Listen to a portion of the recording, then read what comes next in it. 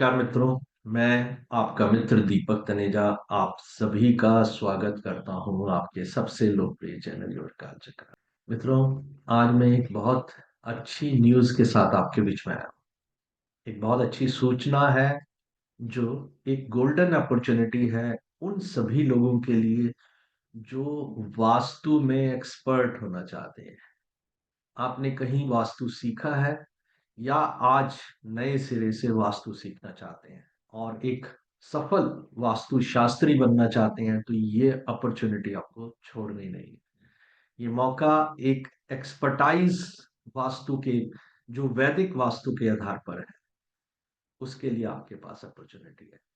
और ऐसे ऐसे सूत्र मिलेंगे जो आपको कहीं और कोई डिस्कस नहीं करेगा। तो क्या रहेगा ये कोर्स, इसकी क्या क्या विशेषताएं हैं, वो मैं अब आपके साथ शेयर करता हूँ। मित्रों, ये वास्तु कोर्स ऑनलाइन रहेगा। जैसे कि अन्य कोर्सेज हमारे चैनल पर या हमारे द्वारा पढ़ाए जाते हैं, उस सभी के सभी ऑनलाइन रहते हैं। आप देख ही रहे हैं कि बहुत सारे विद्यार्थी बेसिक एस्ट्रोलॉजी, उसके बाद भृगुनंदी नाड़ी का एडवांस कोर्स, मेडिकल एस्ट्रोलॉजी का एडवांस कोर्स और नक्षत्र ज्योतिष ऑलरेडी कर चुके हैं। अब एक नए कोर्स को हम शुरू कर रहे हैं जो है वास्तु। वास्तु शास्त्र जो है ये हमारे विभिन्न एलिमेंट्स के बारे में हमें बताता है कि water, earth, fire and air के साथ साथ जो आकाश तत्व है, ये सभी तत्व जो हैं वो हमारे पूरे के पूरे शरीर, हमारे पूरे ब्रह्मांड में जो है एक समान विराजमान है। इन सभी तत्वों का एक प्रॉपर बैलेंस एक हैप्पी और हेल्दी लाइफ हमें देता है। किसी भी एक चीज की अति होने पर वो हमारे जीवन में कष्ट की स्थिति पैदा करती है। इसी तरह से घर के वास्तु में, मकान के वास्तु में छिपी हुई है आपकी सफलता, खुशियों की कुंजी। यानी आपकी घर की हर प्रकार के सुखों की चाबी आप ही के पास है। आप चाहें तो इस वास्तु के कोर्स को करके आप अपने और अपने प्रियजनों के जीवन को बहुत सुंदर और सफल बना सकते हैं। साथ में इसके माध्यम से आप धन भी कमा सकते हैं। हमारा ये कोर्स 4 हिस्सों में बटा हुआ होगा। जो ये 4 हिस्से हैं, part 1, part 2, part 3, part 4। Part 1, part 2 और पार्ट 3 में हम सारे के सारे वास्तु से संबंधित जितने भी सूत्र हैं वो सभी के सभी कवर करेंगे विद रेमेडियल पार्ट। रेमेडीज ज्यादातर मेरी जो रहती हैं वो बगैर किसी प्रकार का नुकसान किए हुए, बगैर किसी प्रकार की तोड़ फोड़ किए हुए रहती हैं। तो ऐसा वास्तुशास्त्र जिसमें साइंटिफिक अप्रोच हो, जिसमें आपको पता चले कि साइंस क्या है इसके पीछे की। पहले पार्ट में हम बेसिक और फंडामेंटल जो है वास्तुशास्त्र का करेंगे। दिशाएं कितनी है, पहले दिशाएं, फिर उसके बाद सब दिशाएं और टोटल नंबर ऑफ दिशाएं क्या हैं, उन दिशाओं का यानी डायरेक्शंस का हमारी लाइफ पे किस प्रकार का प्रभाव रहता है और इनके देवता कौन से हैं। हर दिशा का या डायरेक्शन का जो देवता है वो किस प्रकार से हमारे जीवन पे प्रभाव डालता है। प्लैनेट्स कौन से कौन सी डायरेक्शन को रूल करते हैं, उस डायरेक्शन को रूल करने के साथ साथ वो हमारे जीवन के किस किस पक्ष पे प्रभाव डालते हैं, उसकी यहाँ चर्चा होगी। यहाँ पर मैं आपको बताऊं कि इन प्लैनेट्स, इन डायरेक्शंस के सिग्निफिकेटर्स होते हैं। वो सिग्निफिकेटर्स बताते हैं कि हमारी लाइफ के कौन से मैटर्स पर किस प्रकार का प्रभाव पड़ता है। तो ये सारी चीजें यहाँ पर कवर होती है। इसके बाद जो होते हैं एलिमेंट्स आते हैं, तत्व होते हैं, जो डायरेक्शन, उनके देवता और फिर एलिमेंट्स, ये 3 चीजें इंपॉर्टेंट पहले बेसिक चीजों में आपको कवर होते ही समझ में आने लगेगा कि वास्तु में किस प्रकार से, क्यों और कैसे प्रभाव हमारे जीवन में पॉजिटिवली या नेगेटिवली पड़ने लगते हैं। इसके साथ साथ हम जो होते हैं, जो अगर कोई आप अपने लिए प्रॉपर्टी कोई खरीदना जा रहे हैं, प्लॉट खरीदने जा रहे हैं, तो प्लॉट खरीदने से पहले हम उस भूमि का चयन यानी कि सिलेक्शन ऑफ दैट प्लॉट जो है वो किस किस आधार पे करें। टाइप्स ऑफ जो है भूमि कितने प्रकार की होती है। मान लीजिए कि भूमि काले रंग की मिट्टी है, ब्राउन रंग की मिट्टी है, थोड़ी सी लाइट कलर की मिट्टी है, रेतीली मिट्टी है, गीली मिट्टी है, और उनके किस किस प्रकार के प्रभाव इस वास्तु के एक भूमि चयन में पड़ते हैं। ये जो, अगर आप कहीं प्लॉट प्लॉट ले रहे हैं तो उस एरिया के बारे में, कुछ सराउंडिंग के बारे में जरूर जानकारी होनी चाहिए। फिर वो किस किस प्रकार की जानकारी और क्या इम्पैक्ट डालती है हमारी लाइफ में, तो वो सारे पॉइंट्स यहाँ पर हम कवर करेंगे। अब ये प्लॉट जो है रेजिडेंशियल हो सकता है, ये कमर्शियल पर्पस के लिए हो सकता है, ये इंडस्ट्रियल पर्पस के लिए हो सकता है, ये कभी कभी एजुकेशनल जो बड़े बड़े इंस्टीट्यूट्स बनते हैं उसके लिए हो सकता है। किस प्रकार की भूमि का चयन किया जाना चाहिए, which type of land should be selected for particular purpose of a native, उसके लिए किस प्रकार की चीज ज्यादा ही अच्छी रहेगी। अब वो इसके बाद जब दूसरा चीज आती है कि उसका आकार कैसा हो, यानी शेप कैसी हो। शेप्स, अगर कोई बहुत अजीब सी शेप है उस प्रॉपर्टी की, तो किस किस प्रकार के प्रभाव पड़ते हैं, यानी कि एक्सटेंशन है कोई एरिया का, तो वो हमें क्या प्रभाव डालेगा, कोई एरिया सप्रेस्ड है तो वो हमारे लिए क्या अंतर डालता है, वो किस प्रकार के संबंधों में, कार्यों में, या हमारे जीवन के कौन से पक्ष पे नेगेटिव असर डालता है। कभी कभी एक गलत प्लॉट और एक गलत गलत वास्तु के कारण से हमारे जीवन में कई प्रकार के शारीरिक कष्ट आते हैं। एक रिसर्च के अनुसार नॉर्थ ईस्ट में होने वाले टॉयलेट वालों के घरों में कैंसर जैसी बीमारियां देखने को मिली है। नॉर्थ ईस्ट में इम्बैलेंस से कई बारी फीमेल्स को आप बीमार होते हुए देखेंगे, जो मानसिक बीमारी से लेके स्त्रियों की व्यक्तिगत अपनी जो और प्रकार की बीमारी होती है, फीमेल रिलेटेड जो ऑर्गन्स हैं उनको अफेक्ट पड़ते हुए भी देखा है। नॉर्थ ईस्ट के साथ साथ साउथ ईस्ट में भी जो इम्बैलेंस होने से जो फीमेल्स घर की होती हैं उनकी हेल्थ इश्यूज बड़े सारे रहते हैं, हमारी फाइनेंशियल ट्रबल्स रहती हैं। ये किस किस प्रकार से हम इनको देख सकते हैं और कहाँ कहाँ असर डालेंगे और इनसे कैसे बचा जाना चाहिए, ये सभी मुद्दे, ये सभी पॉइंट्स, ये सभी टॉपिक्स हम यहाँ पर कवर कर रहे हैं। शेप्स को जो देखने के बाद, और ये लाइफ के हर एक मेंबर के ऊपर किस किस प्रकार से असर डालते हैं, ये हमें देखना है और उनका रेमेडी भी करनी सीखनी है। इसके बाद 32 डायरेक्शन और 32 एंट्रेंसेस होती हैं जो हमारे को बताती हैं कि एंट्रेंस में, सिलेक्शन में किस प्रकार की सावधानी की आवश्यकता है। अगर हमारा सिलेक्शन गलत होगा तो वो हमारे जीवन के, हमारे परिवार के, हमारे सफलताओं के किस प्रकार के शुभ या अशुभ परिणाम निकाल सकते हैं, वो यहाँ पर हम सीखते हैं। इसी तरह से किस प्रकार से वास्तु को देखा जाना चाहिए, जो सबसे इंपॉर्टेंट टॉपिक है। मैंने बहुत सारे लोगों से बात की है, वो वास्तु का काम करते हैं लेकिन उनको वास्तु में देखना नहीं आता, उनको ये नहीं पता कि किस प्रकार का वास्तु के लिए जो कैलकुलेशंस का पार्ट होता है उसको किस तरह से किया जाता है। तो यहाँ पर वो वास्तु में किस प्रकार से आपको कैलकुलेशन करनी है ये भी सिखाया जाएगा। और उसको हम प्रॉपरली चेक भी करते हैं, क्योंकि मैं कम्युनिकेटिव क्लास करता हूँ, मेरी जो क्लास करने का तरीका है कम्युनिकेटिव है, वन साइडेड नहीं कि मैं ही बोले जा रहा हूँ स्टूडेंट कुछ नहीं बोलेंगे। क्वेश्चन आंसर्स का दौर रहता है शुरुआत में, और इसके बाद जो लास्ट में जब हम होते हैं तो उनसे फिर एक बार पूछते हैं कि आज की क्लास में आपने क्या क्या सीखा, इसको फिर पढ़िए, इसको समझिए, या कोई संशय है उसको दूर करिए, आपके कोई क्वेश्चंस हैं वो मेरे से बात करें। और जब ये सब चीज हो जाती है तो फिर नेक्स्ट क्लास में हम फिर दोबारा से फिर पूछते हैं कि कहीं किसी को कोई समस्या तो नहीं। घर की एंट्रेंस कैसी हो, सामने रोड्स के किस डिस्टेंस पे होनी चाहिए, और प्रॉपर्टी का जो ट्रीज या टेम्पल्स या पिलर्स पॉन्ड्स ये सब किस दिशा में होने चाहिए, उनकी हाइट या डेप्थ कैसी होनी चाहिए, उनमें किस प्रकार की चीजें होने पर फायदा और किस प्रकार की चीजें होने पर नुकसान है। मान लीजिए आपके घर के एंट्रेंस के सामने या आपके घर की फ्रंट साइड में पेड़ है बड़े बड़े, तो क्या प्रभाव पड़ेगा, और अगर आपकी बैक साइड में पेड़ है तो क्या प्रभाव पड़ेगा। इसी तरह से आपके हर प्रकार की जो एक, जिसे कहना चाहिए कि शूल वेद जो होती हैं, ये चीजें जो रास्ता रोकती हैं, वो क्यों आपके जीवन में संघर्ष ला रही है और जीवन के किस पक्ष में संघर्ष आएगा, ये सभी चीजें हम देखते हैं यहाँ पर। तो सिलेक्शन ऑफ प्लॉट में हमें ध्यान रखना चाहिए कि घर किस दिशा से आपके आ रहा है। हमें कौन से पार्ट में कंस्ट्रक्शन पहले करनी चाहिए, या कौन से पार्ट की हाइट कैसी होनी चाहिए, यानी हाइट, वेट, तत्वस, ये सबका बैलेंस, एनर्जीज का बैलेंस प्रॉपरली करना यहाँ पर हम सिखाएंगे। इसके बाद जो हमारी यूटिलाइजेशन ऑफ प्रॉपर्टी है, ताकि वो हमें बेस्ट रिजल्ट दे, वो कैसे हमें करना चाहिए कि प्रॉपर्टी हमारे लिए असेट बने, ना कि हमारे लिए लाइबिलिटी बने, ना कि हमारी हर्डल्स का कारण बन जाए।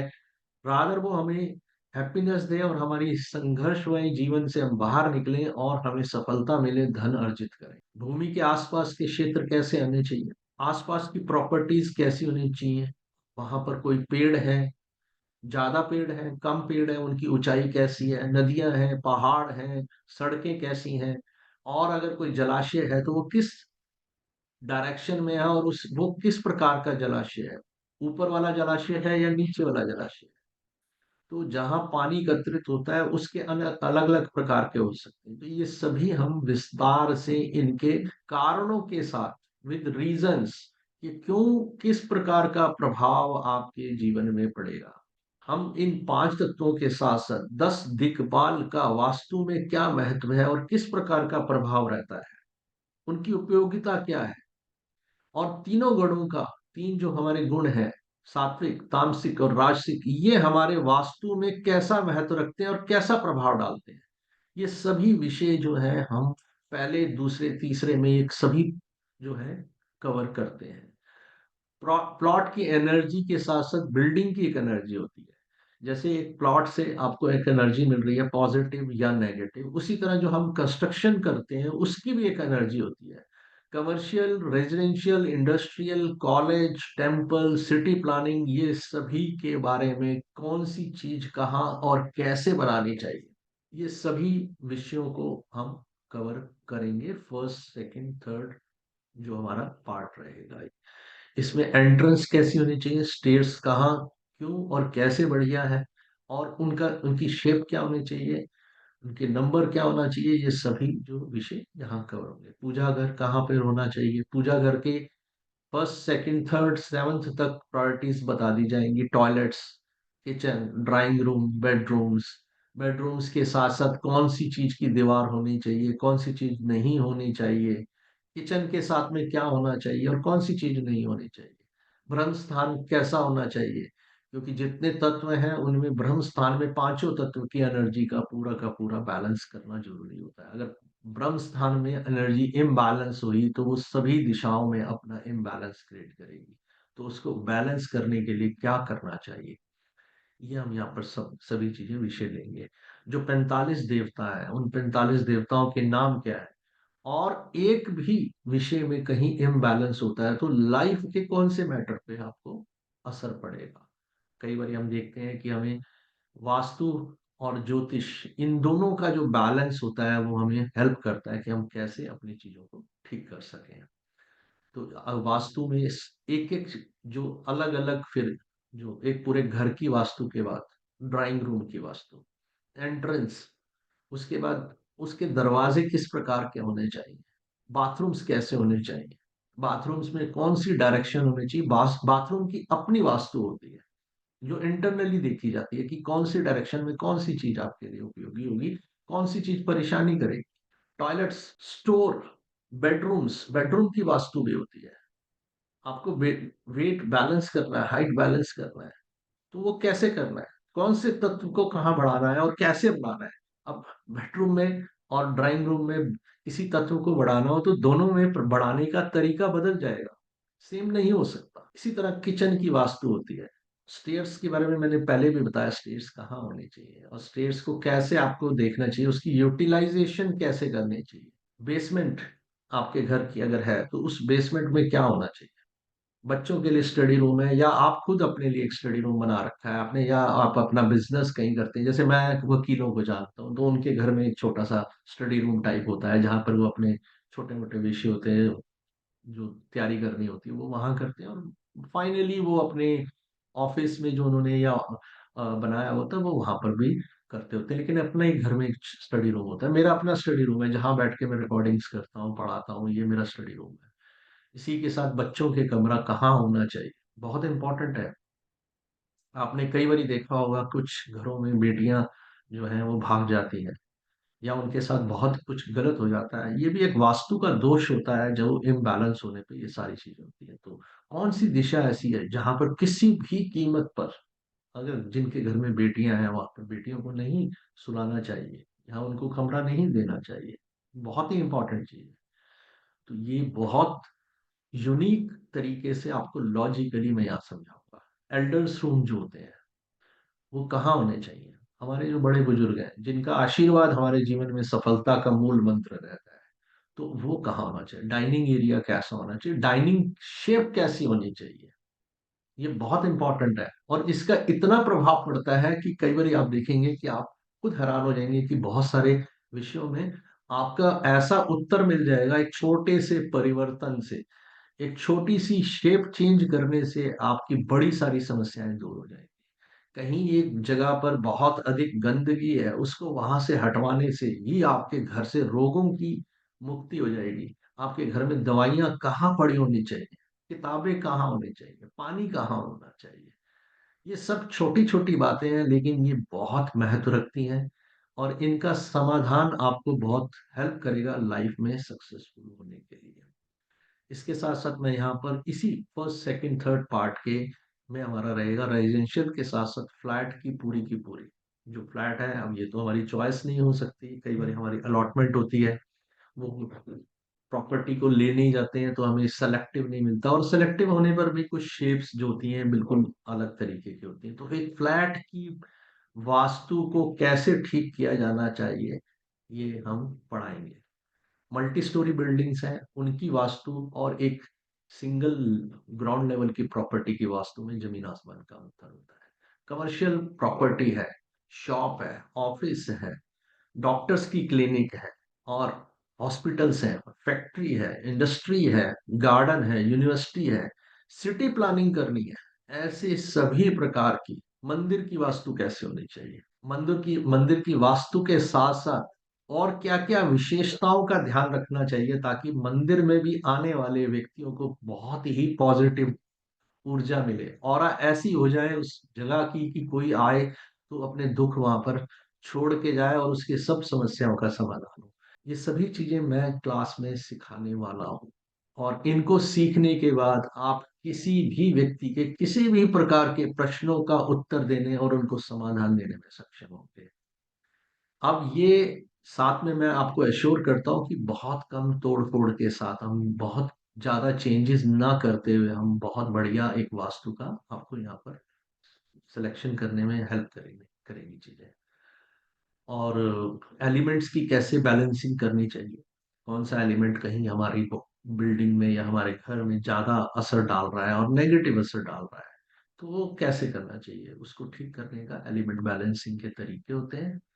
घड़ी कहाँ होनी चाहिए, कलर थेरेपी क्या होती है, सर्जरी क्या कहते हैं वास्तु में, और जो छोटे छोटे जो चेंजेस करने होते हैं जिसमें कुछ चीजें ऐड अप करके कोई चीजों को प्रतीकात्मक रूप से लगाकर एक दिशा का इम्बैलेंस, एक डायरेक्शन का इम्बैलेंस, एक तत्व का इम्बैलेंस ठीक किया जा सकता है। अगर आप पे पुलिस केस बहुत हो रहे हैं तो कौन सी दिशा दोषी है? अगर आपको सरकार से बहुत प्रताड़ना मिल रही है तो कौन सी दशा दोषी है? उस डायरेक्शन को कैसे मैं ठीक करूं, उसमें क्या छोटे से चेंजेस करने हैं जिससे कि मेरी समस्याओं का समाधान मिल जाए। अगर आपका काम जिसमें ऑर्डर लेकर बिजनेस में सप्लाई का है तो कैसे करना है? अगर इंपोर्ट एक्सपोर्ट का काम करते हैं तो कौन सी दिशा आपके लिए फेवरेबल है? आपका पानी का काम है, आपका दूध का काम है, आपका ग्रोसरी का काम है, कौन सी दिशा आपके लिए बेटर है? काम कंप्लीट होने के बाद फाइनल चीजों को, प्रोडक्ट्स को कौन सी डायरेक्शन में रखना चाहिए ताकि वो आपकी फटाफट से जो है डिलीवर हो और आपको पैसा प्राप्त हो। ये छोटे छोटे से वास्तु के कुछ उपाय, ये कुछ एजुकेशन जो मैं आपको देने वाला हूँ वो आपको पूरी तरह से सफल वास्तु का एक एक्सपर्ट बनाएगी, जो आगे किसी की भी हर प्रकार की मदद करने में आपको सफलता प्राप्त होगी। ये सभी टॉपिक पहले तीनों पार्ट्स में मैं कवर करूंगा। इसके बाद जो चौथा पार्ट है एस्ट्रो वास्तु, यानी कि कुंडली और वास्तु, ये दोनों में से मान लीजिए कभी मेरी कुंडली में प्रॉब्लम आ रही है और तो कभी वास्तु में प्रॉब्लम आ रही है, या ऐसे कभी कभी हमारे साथ होता है कि हम जो कुंडली की प्रॉब्लम है वैसे ही वास्तु वाले घर में हम पहुंच जाते हैं। तो हमें इन चीजों का समाधान करना आना चाहिए। प्लैनेट, डायरेक्शन, हाउस, राशि क्या प्रभाव डालते हैं, ये सभी चीजों का तत्वों के साथ साथ और गुणों के साथ साथ या मैं आपको बैलेंस करना सिखाऊंगा कि कैसे इन सभी चीजों को प्रॉपरली आप बैलेंस करें और सफल हो। मित्रों, ये क्लासेस हम जूम पे करेंगे। ये रेगुलर बेसिस पे जो मेरी क्लासेस रहती हैं जूम पे ही रहती हैं। नंबर ऑफ क्लासेस जो है 4 हिस्सों में हम बांट देंगे। उन 4 हिस्सों में 20 क्लासेस ईच का हर एक में रहेगा और हर क्लास 2 घंटे की रहेगी। मैं फिर बताता हूँ कि मेरी कम्युनिकेटिव क्लास रहती है। आप क्लास के वीडियोस में डालता रहता हूँ, मेरे स्टूडेंट्स के वीडियोस में डालता रहता हूँ कि दिखाता हूँ कि कोई स्टूडेंट जब आता है और जब वो सफल होके कहीं बाहर जाता है उससे पहले उसकी अंडरस्टैंडिंग किसी सब्जेक्ट पे कैसी होती है वो आप देख सकते हैं। जो हर क्लास 2 घंटे की है और कम्युनिकेटिव क्लास है, मीन्स पार्टिसिपेशन ऑफ स्टूडेंट साथ में रहता है। स्टार्टिंग 3 जनवरी 2024 को हम बुधवार को 8 बजे कर रहे हैं, इंट्रोडक्टरी क्लास रहेगी और वीकली एक ही क्लास रखी जाएगी। अभी अगर आवश्यकता लगेगी तो बातचीत करके हम इसको 2 क्लासेस पर वीक भी कर सकते हैं। इसकी टोटल फीस, जो टोटल कोर्स है जो 4 पार्ट्स में है, उसकी फीस 40,000 है। अगर आप इसको पर हर हर पार्ट के हिसाब से ही देना चाहते हैं लेकिन आपको 4 महीने में देना पड़ेगा तो 12,000 पर मंथ के साथ। ये मैं आपको क्या क्या दूंगा, इसमें आपको कुछ पीपीटीज मिलेंगी, कुछ रिकॉर्डिंग्स, हमारी जो क्लास की है इसकी रिकॉर्डिंग मिलेगी और वीकली मैंने बता ही दिया आपको 1 से 2 क्लासेस रहेंगी और सभी स्टूडेंट्स को एक पार्टिसिपेशन का, ज्वाइनिंग का एक सर्टिफिकेट मिलेगा। हर जो एक एक पार्ट 1, पार्ट 2, पार्ट 3, पार्ट 4 का और एक कंबाइंड का भी मिलेगा। जो चारों कोर्स कंप्लीट करेंगे उनके लिए चारों का अलग से एक और भी बनेगा। तो और किसी को किसी विषय में और भी जानकारी लेनी है वो मेरे इस मोबाइल नंबर पर 8368992733 पर मुझे फोन करें, मुझसे बात करें। और भी कोई जानकारी आपको चाहिए तो मैं आपकी सहायता करूंगा। मित्रों, फिर मिलते हैं नए विषय के साथ। नमस्कार, धन्यवाद।